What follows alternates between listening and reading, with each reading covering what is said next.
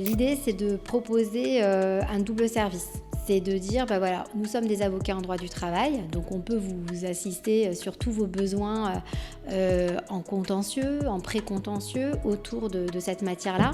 Donc ça peut être des conseils autour de départ, autour même de PSE. On travaille aussi beaucoup sur des relations collectives, donc c'est l'accompagnement des entreprises sur leurs sujets avec des CSE. Mais ça va être aussi d'intervenir en tant que DRH externalisé. Et là, c'était vraiment ma compétence, en tout cas à moi, de pouvoir justement pouvoir fonctionner comme un DRH avec le volet très strat d'un DRH. Et là, ça n'a pas vraiment de lien avec le volet compliance pur et dur d'un avocat. C'est vraiment comment je mets en place des process RH, comment je pense stratégie RH. Et donc là, ça a une toute autre dimension.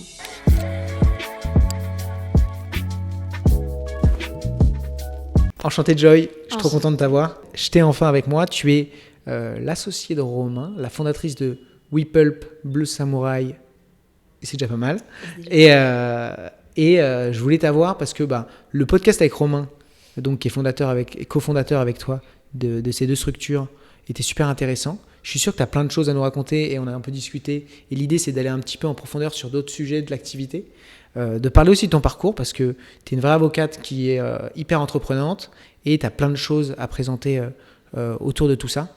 Vous avez une manière de communiquer aussi avec Romain qui évolue beaucoup et je trouve qu'elle est super intéressante, qui je pense va être une source d'inspiration pour un paquet de cabinets qui souhaitent un peu sortir leur épingle du jeu et utiliser d'autres méthodes de communication modernes, j'ai envie de dire. Donc je te laisse te présenter, j'ai plein de questions et puis après on enchaîne. Ça marche. Écoute, moi j'ai lancé WePulp il y a 3 ans et demi. WePulp, tu vois, déjà j'ai tout de suite voulu un peu casser les codes avec le nom choisi. Ouais. Parce que l'idée pour moi c'était de faire un cabinet qui porte à la fois sur la DRH externalisée et avocat en droit du travail. C'est vraiment né de mon double parcours. Au départ, j'ai commencé en tant qu'avocate pendant plus de 7 ans en cabinet, plutôt des grosses structures internationales. Et ensuite, j'ai basculé en RH jusqu'à devenir DRH France d'une start-up assez connue, Content Square. Et suite à cette expérience, je me suis dit, j'ai l'envie d'entreprendre, ça fait trop longtemps, il faut absolument que je joue sur cette double expertise. Et cette double expertise qui finalement se rejoint, droit du travail et la RH, mais qui n'est pas vraiment pratiquée par beaucoup, parce que souvent, ça reste quand même 2 métiers différents. Et souvent, même pour les avocats qui basculent des RH, ils restent des RH. Et voilà, donc je me suis dit, il y a quelque chose à faire, il y a quelque chose à creuser. Et puis en plus, je venais maintenant du secteur du retail et puis surtout après du digital. Et je me suis dit, il y a aussi une offre dans ce secteur-là à apporter. Et allons-y. Ok, donc concrètement, qu'est-ce que vous faites quand un client contacte WePulp? Qu'est-ce que tu fais et comment tu interviens au sein de leur structure? Alors, l'idée, c'est de proposer un double service. C'est de dire, voilà, nous sommes des avocats en droit du travail, donc on peut vous assister sur tous vos besoins en contentieux, en pré-contentieux, autour de cette matière-là. Donc ça peut être des conseils autour de départ, autour même de PSE. On travaille aussi beaucoup sur des relations collectives. Donc c'est l'accompagnement des entreprises sur leurs sujets avec des CSE. Donc tous les sujets en droit du travail que tu vas pouvoir trouver, mais ça va être aussi d'intervenir en tant que DRH externalisé. Et là, c'était vraiment ma compétence, en tout cas à moi, de pouvoir justement pouvoir fonctionner comme un DRH avec le volet très strat d'un DRH. Et là, ça n'a pas vraiment de lien avec le volet compliance pur et dur d'un avocat. C'est vraiment comment je mets en place des process RH, comment je pense stratégie RH. Et donc là, ça a une toute autre dimension. Mais c'est hyper intéressant parce que moi, j'adore continuer à faire cette mission DRH parce que tu as un regard tellement plus opérationnel que celui d'un avocat, que même dans les conseils que tu vas apporter en tant qu'avocat, ça va être une autre dimension. Tu vas prendre en compte vraiment les enjeux de tes opérationnels, de tes business partners, comme on dit. Et il y aura un autre angle, on va dire, un autre point de vue. Ok. Et du coup, comment ça se fait? Tu fais un X jours par semaine? Ouais. Donc toi, tu te détaches directement dans les structures ou en visio? C'est ça. Généralement, c'est on va dire, on propose des journées hommes Mais après, ça reste quand même un schéma aussi flexible parce que je fais aussi beaucoup de mentoring. Ça m'arrive aussi de former d'autres des DRH, DRH. quoi. Exactement, il y a aussi beaucoup de DRH qui arrivent sur leur poste, qui viennent du talent acquisition et qui ont besoin d'être formés sur tout ce qui est strat, RH, compliance. Et donc j'aime bien aussi ce mentoring. Et là, ça va pas forcément être des jours hommes, ça va être de l'heure, du coaching et ou alors discuter avec des CEO qui vont aussi avoir besoin de pas forcément avoir une journée sur une journée de travail de la dispo, mais donc tu as autant des grosses boîtes que des PME qui n'ont pas forcément le budget pour s'intégrer encore un vrai département avec un gros DRH. Exactement. Au début, quand on a commencé, c'était, je vais pas te le cacher, beaucoup de start-up et des entreprises, comme tu dis, des PME. Ça, on a commencé comme ça. Et puis après 3 ans et demi, on est content parce qu'on commence à avoir des groupes qui vont être davantage intéressés par vraiment l'expertise de relations sociales. Donc là, ça se développe de plus en plus. Et la relation sociale, tu te rends compte que c'est à la frontière parce que tu as un besoin, on va dire, d'un avocat très compliant en droit social, mais avec un vrai volet RH, comment je gère un CSE en vrai. Ok. Tu vois. Et est-ce que tu as senti, pour parler un peu de marketing, que dans le branding WePulp, alors allez voir parce que sinon le dire comme ça ça n'a aucun sens, mais il faut aller regarder en même temps le site internet WePulp et Bleu Samouraï.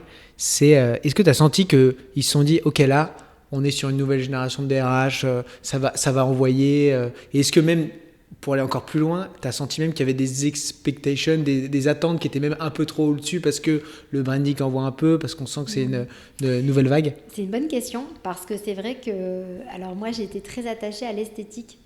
Et donc j'ai commencé à... Ça m'étonne pas, chez Content Square, il communique bien. Ouais, t'as raison, je pense que j'ai été trop influencée par Content Square.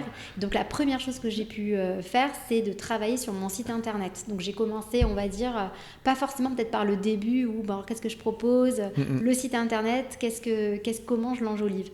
Et c'est vrai que finalement, ça a été, ça m'a beaucoup apporté parce que déjà, il y avait une dimension très start-up. Quand tu regardes le site WePulp, c'est du digital. Donc, ça parlait aux entreprises du digital, beaucoup plus que je pense des entreprises dans d'autres secteurs d'activité. Et puis, il y avait aussi un côté carré. Moi, on me l'a beaucoup dit quand j'ai commencé, et ça faisait plaisir. Quand je suis intervenue, j'ai commencé dans mes premières missions, on me disait, nous avons des mecs du produit. On a vu ton site internet, on a compris que c'était sérieux derrière. Alors que tu venais de te lancer, on a compris que c'était assez taffé, que c'était poussé. Donc, ça nous a donné envie de collaborer avec toi. Et c'était assez marrant d'entendre ça. Et en même temps, tu te dis, comme quoi, ça peut aussi avoir son importance, le package, la forme, ça a beaucoup, beaucoup d'importance. Donc, moi, je vois les avocats qui accompagnent des mecs tech, mais leur site tout pourri. Mais ça doit les faire fuir en face parce que les gars, ils ont. En plus, la tech, c'est souvent ils sont en avance sur plein de trucs. Souvent, leurs sites sont hyper quali. Enfin, moi, c'est ce que je vois, parce que je suis un peu dans ce délire-là et du coup, je regarde ce qu'ils produisent en matière de com et tout. Et donc, s'adapter au moins à eux. Si déjà tu touches les techos, ça veut dire que tu pourras aller chercher les plus gros. Et ça a été un frein, par contre, sur d'autres boîtes où tu t'es dit nous on cherche un acteur plus corpo. Peut-être, sûrement. Mais pour le coup, tu sais pas parce que je pense, je ne le saurais jamais, mais peut-être que ça a dû en faire flipper plus d'un. Et puis il y a même le nom, tu vois, le nom, choisir WePulp, c'était très clivant parce que déjà, pourquoi WePulp moi, au contraire, pourquoi WePulp parce que je voulais en fait, au départ, je voulais Pulp parce que je voulais montrer que c'était que ça pulpait, qu'il y avait même ça pulsait, tu vois. C'était déjà pris. Et puis j'ai rajouté le oui parce que je me suis dit c'est de la collaboration, donc avoir cette dimension, tu vois, derrière. Mais je voulais casser les codes parce que je voulais pas qu'on soit un cabinet Tartampion, tu vois, Dupont et Dupont.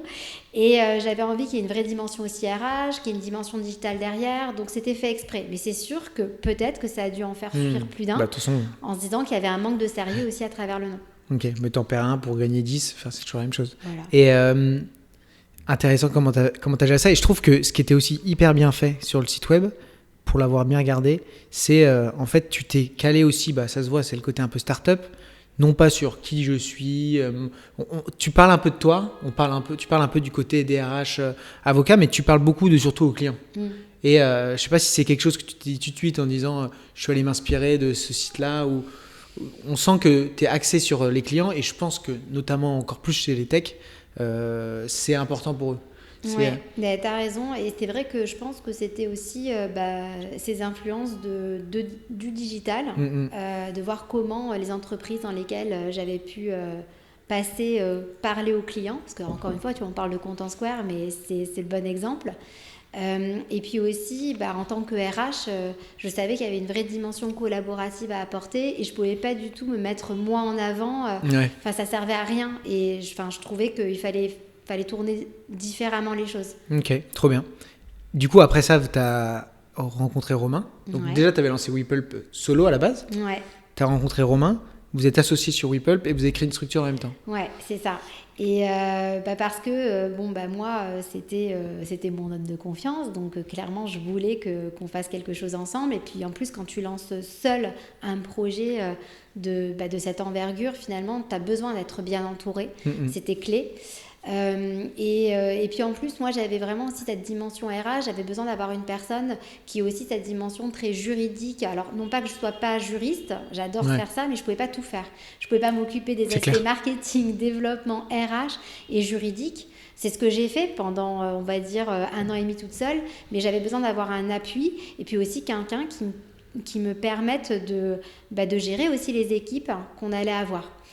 Et puis après, Bleu Samouraï, c'était finalement se mettre sur un même pied d'égalité. C'est-à-dire que mon projet initial, c'était WePulp. Romain qui rejoignait cette aventure. Donc Bleu Samouraï, ça nous a permis de construire un nouveau projet à deux en même temps.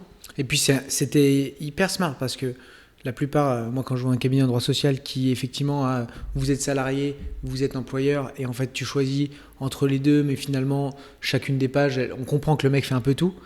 Et donc en fait on s'y perd et c'est pas clair en termes de message. Et là vous avez deux entités où on comprend tout de suite lorsqu'on tombe dans la bonne, parce qu'en fait un mec qui passe chez Bleu Samouraï il comprend pas ce qu'est WePulp et en fait on s'en fout, c'est pas son problème, lui il s'occupe de son accompagnement Bleu Samouraï, toi ceux qui tombent chez WePulp de pareil. Et c'était très smart je trouve d'avoir deux entités bien distinctes où en fait on comprend qu'il y en a une pour les employeurs, une pour les salariés. Comment vous avez eu cette idée là?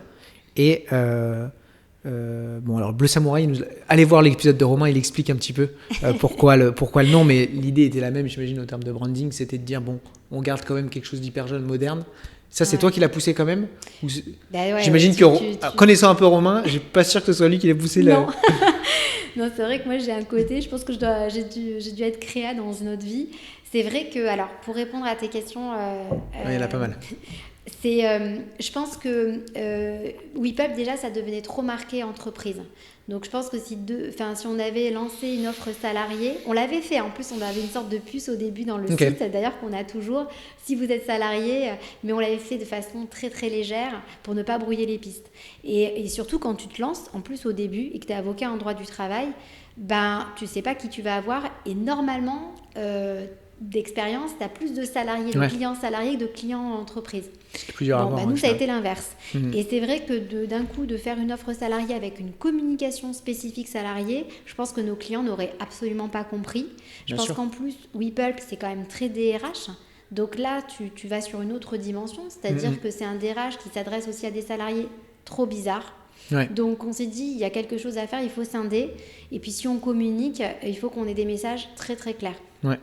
Et puis je pense aussi qu'il y avait l'envie de ma part aussi de créer quelque chose de différent, de faire un autre site, de s'amuser aussi à travers la conception.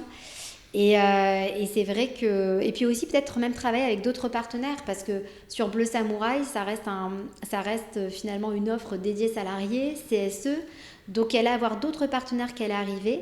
Puis je pense que Romain en a parlé la dernière fois, on travaille aussi avec des coachs, des conseillers en bilan de compétences. Et c'est vrai que finalement c'était une autre population qui devait être aussi mise en avant dans le site, qu'on n'aurait pas pu tout mettre sur WePulp. Bien sûr, ça n'aurait aucun sens en fait. On s'y perd et c'est une histoire de clarté. Et très clair. Et du coup, donc vous avez lancé ces deux entités et vous êtes mis à communiquer de manière... j'allais dire agressif, mais c'est pas le mot, de manière bien active, parce que c'est pas agressif, c'est vous allez envoyer à fond et vous êtes attaqué. Alors est-ce que vous avez mis en place deux manières de communiquer différentes sur chacune des structures? J'imagine que un petit peu au fond, ou est-ce que ça se rejoint vachement au final? Non, Parce c'est que vrai Bleu que Samouraï... c'est totalement différent parce que déjà sur Whipple, c'est souvent moi qui prends la parole.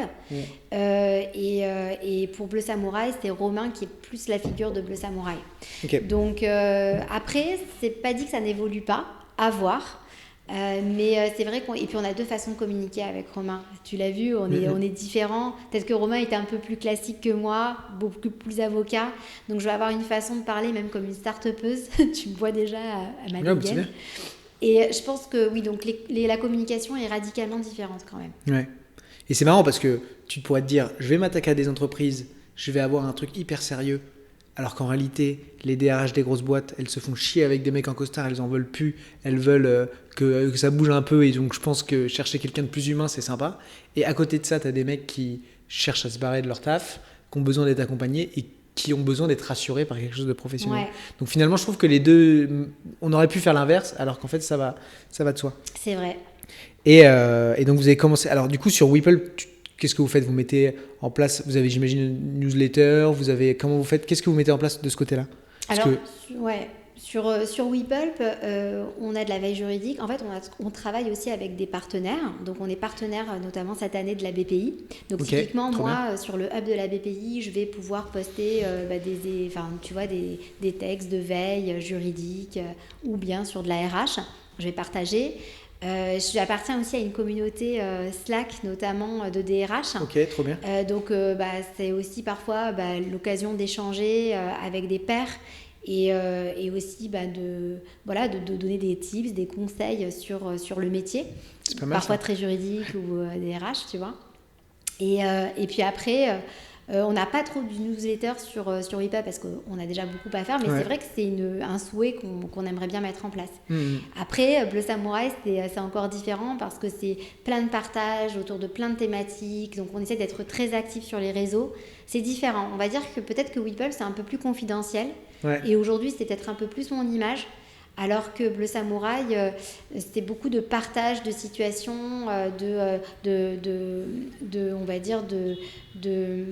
d'explications sur une thématique donnée pour la vulgariser auprès des salariés. Ok, trop bien. Mais c'est intéressant parce que le gars qui veut se lancer en droit du travail et qui se dit comment je vais communiquer, c'est bien, ça veut dire on s'adapte à sa cible, on va chercher, et là c'est trop bien d'avoir trouvé, moi j'ai quelqu'un qui va bosser en droit des affaires ou en droit social mais pour les boîtes, aller dans des incubateurs, dans des endroits où il y a plein de boîtes qui se retrouvent, et effectivement qui ont besoin d'acteurs, des personnes qui sont à l'écoute, des Slack les Slack des groupes WhatsApp, tout ça, ça marche très très bien. Et à côté de ça, faire de la vidéo, faire du plus, j'ai envie de dire un peu mass market, parce que tout le monde est concerné par le samouraï à partir du moment où il est dans une entreprise.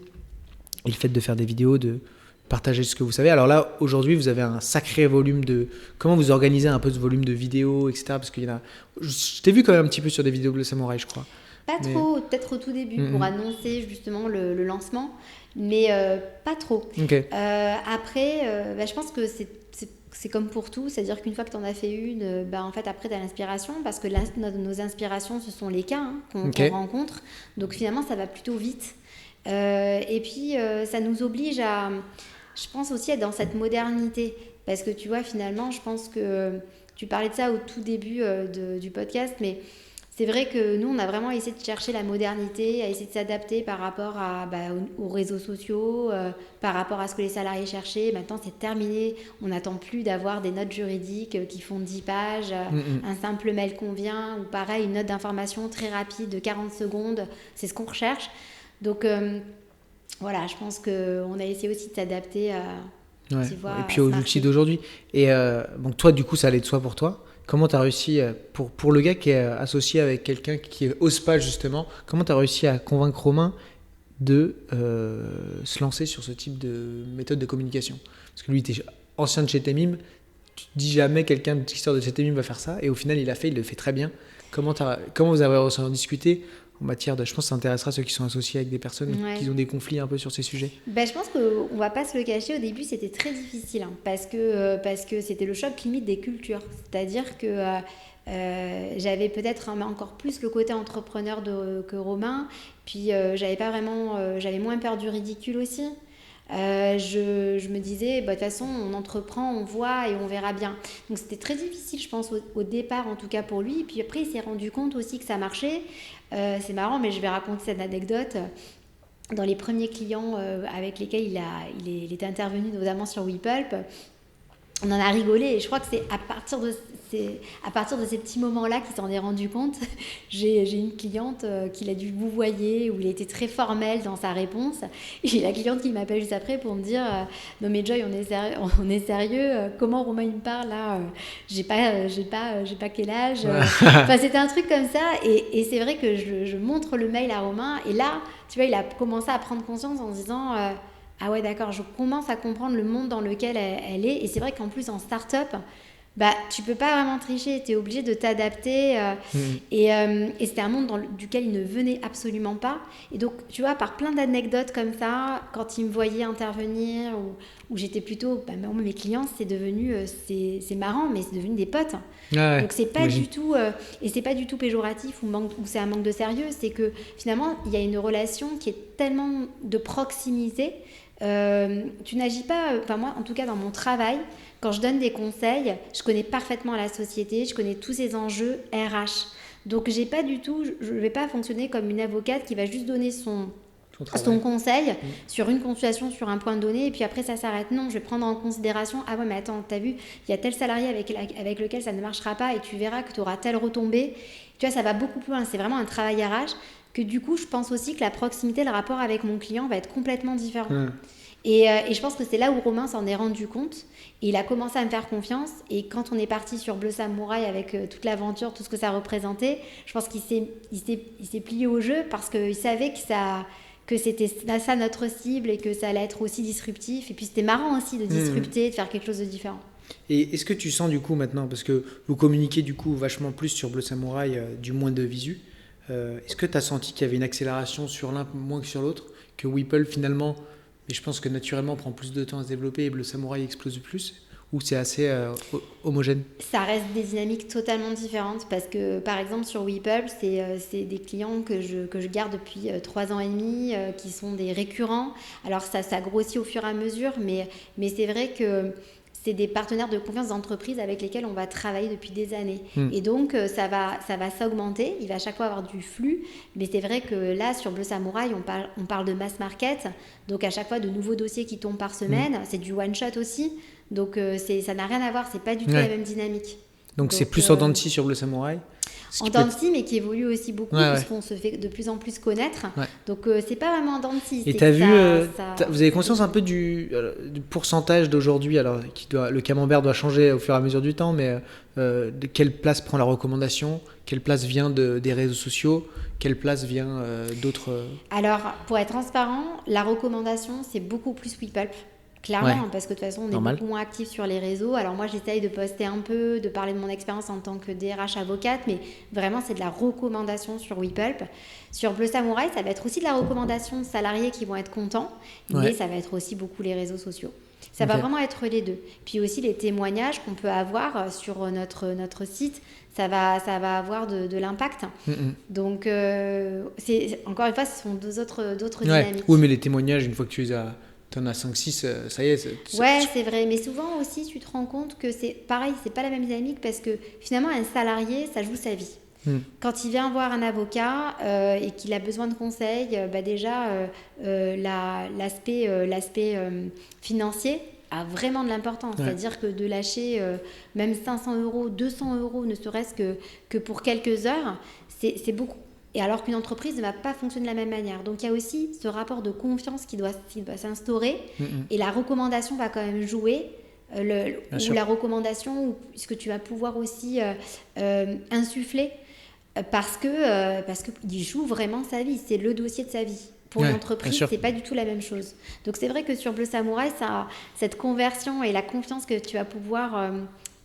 tu vois, est-ce qu'il y a plus de stress même d'ailleurs sur... non, c'est pas pareil. Enfin, finalement, c'est la même chose parce que tu as envie de garder les gens... C'est vrai que limite, c'est même plus facile sur WePulp parce que quand on va nous recommander, qu'une autre entreprise va nous référencer, va nous recommander, limite, on l'a tout de suite. Enfin, c'est pas du tout compliqué. Alors qu'un salarié... va falloir le convaincre. Parce que même il y a un vrai travail commercial à mettre en place. Commercial, et puis même pas, parce que tu dois faire aussi attention avec cette question de frontières. Si tu es trop dans le commercial, ça marche pas non plus. Donc tu dois être dans l'empathie, et en même temps, dans un bon commercial, c'est quelqu'un d'empathique. Commercial aussi. Voilà. Mais tu vois, c'est complètement différent. Ouais.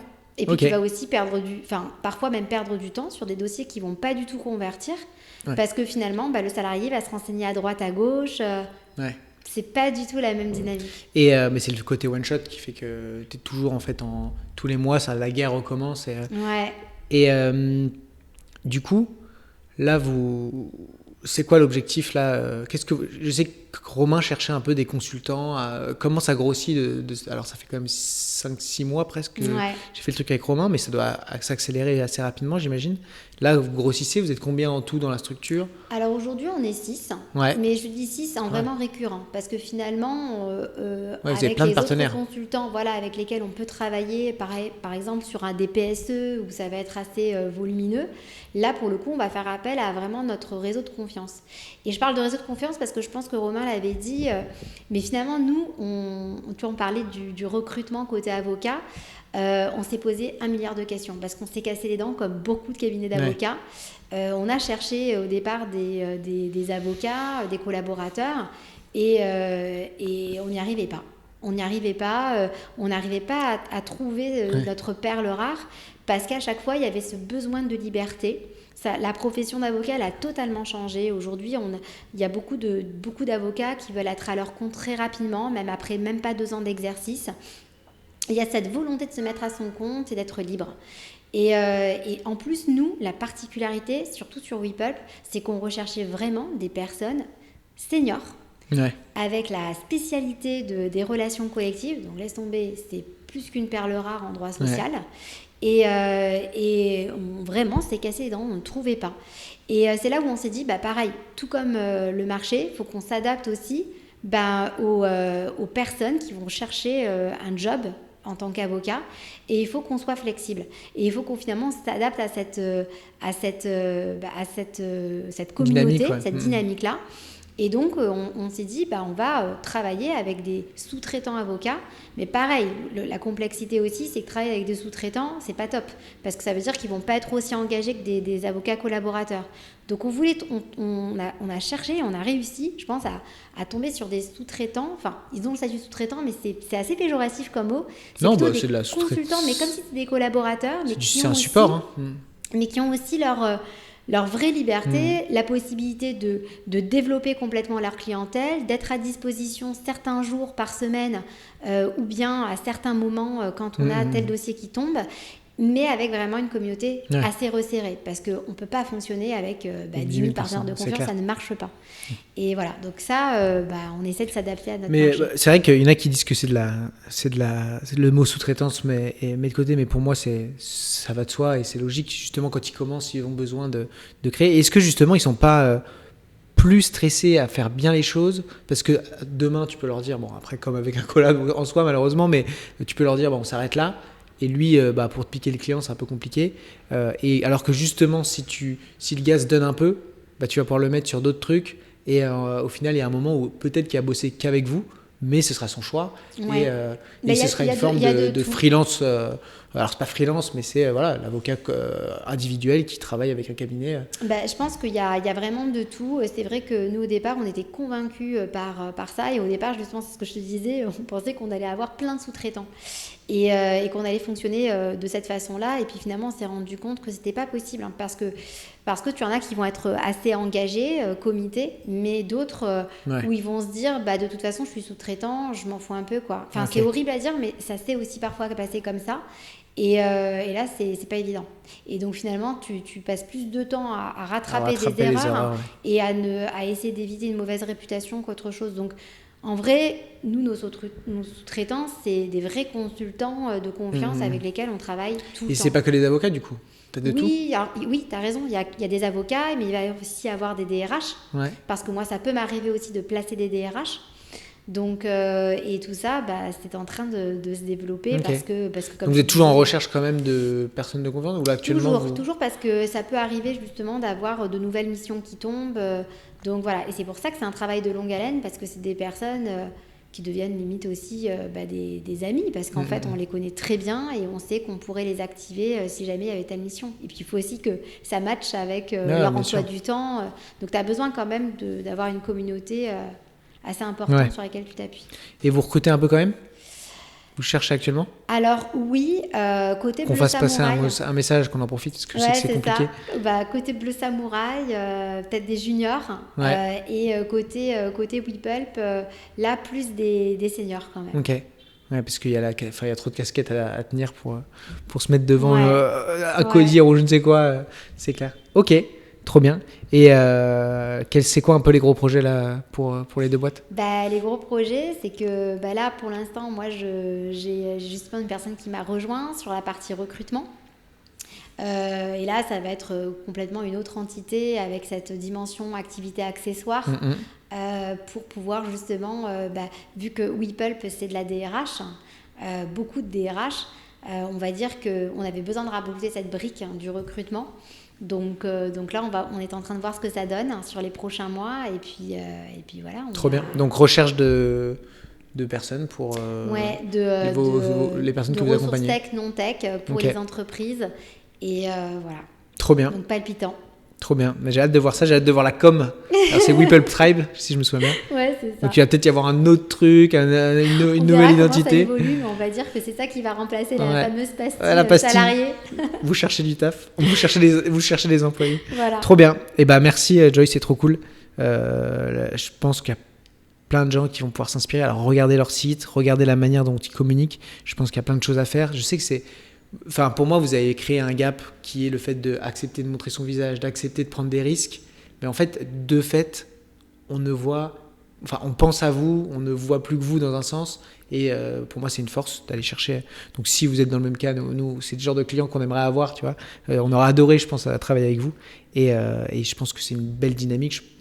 J'ai hâte de voir là, sur Instagram quand vous allez péter. Ça ne m'étonnerait pas que ça devrait pas tarder.